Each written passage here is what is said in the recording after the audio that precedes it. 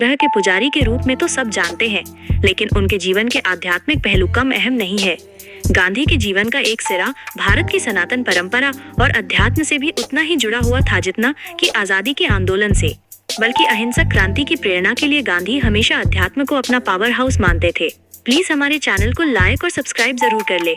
वे दोनों दो दुनिया या अलग अलग युगों के वासी तो नहीं थे, लेकिन एक आकाश गंगा के दो ध्रुव जैसे जरूर थे, जो एक दूसरे से परे नहीं तो एक दूसरे के बिना अधूरे जरूर थे और संबल भारत के प्रतीक थे। दोनों अपने अपने क्षेत्रों के महारथी थे। उनके जन्म के काल में अंतर भी सिर्फ 6 साल का था।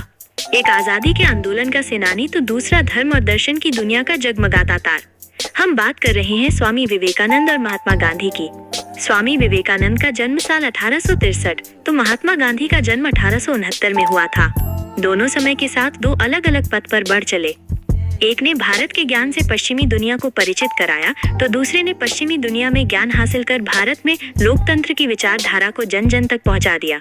दोनों ने गुलाम भारत में आजादी की ललक पैदा की और जनता की क्रांतिपरक भावनाओं को स्वर दिया। लेकिन आप अभी तक चैनल को सब्सक्राइब नहीं किए हैं तो प्लीज हमारे चैनल को लाइक और सब्सक्राइब जरूर कर ले। वो थी अध्यात्म की ताकत, जिनमें दोनों ही सिद्धहस्त थे। लेकिन क्या कभी इन दोनों महान शख्सियतों की आमने सामने मुलाकात हुई?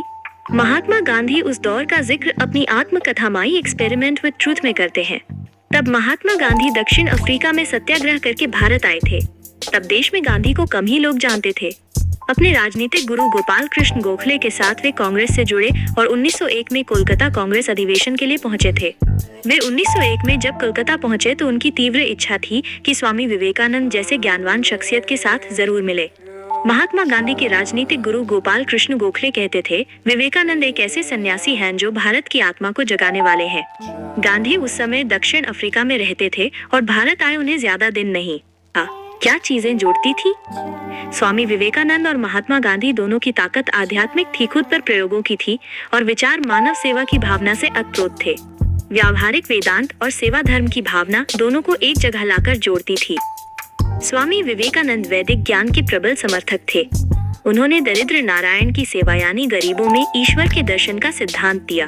उनके लिए वेदांत का सार केवल चिंतन में नहीं बल्कि उसे गरीबों और पीड़ितों की सेवा के माध्यम से व्यवहार में लाना था। वहीं महात्मा गांधी का भी मानना था कि ईश्वर को प्राप्त करने का मार्ग केवल मानव सेवा से होकर जाता है, खासकर गरीबों और दलितों की सेवा से।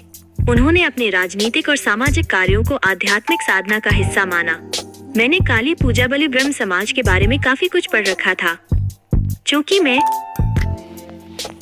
चंद्रसेन, देवेंद्रनाथ टैगोर और पंडित शिवनाथ शास्त्री के बारे में काफी कुछ समझने का मौका मिला। मैंने बंगाल के जीवन, वहाँ के संगीत और ब्रह्म समाज के अनेक संगठनों के कामकाज को देखा और काफी कुछ जानने को मिला। लेकिन कोलकाता आकर बिना स्वामी विवेकानंद से मिले जाना असंभव प्रतीत हुआ। उनके आध्यात्मिक ज्ञान का लाभ उठाने के लिए एक दिन मैं सुबह सुबह बेलूर मठ के लिए निकल पड़ा। मैं पैदल ही निकल पड़ा। दुखद ये था कि कुछ महीने बाद जुलाई 1902 में स्वामी जी का निधन हो गया और उनसे कभी मुलाकात नहीं हो सकी।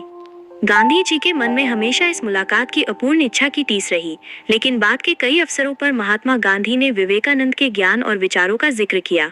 साल 1921 में जब गांधी जी विवेकानंद जयंती के लिए बेलूर मठ गए तो उन्होंने स्वामी विवेकानंद के धावा 1000 गुना बढ़ गया।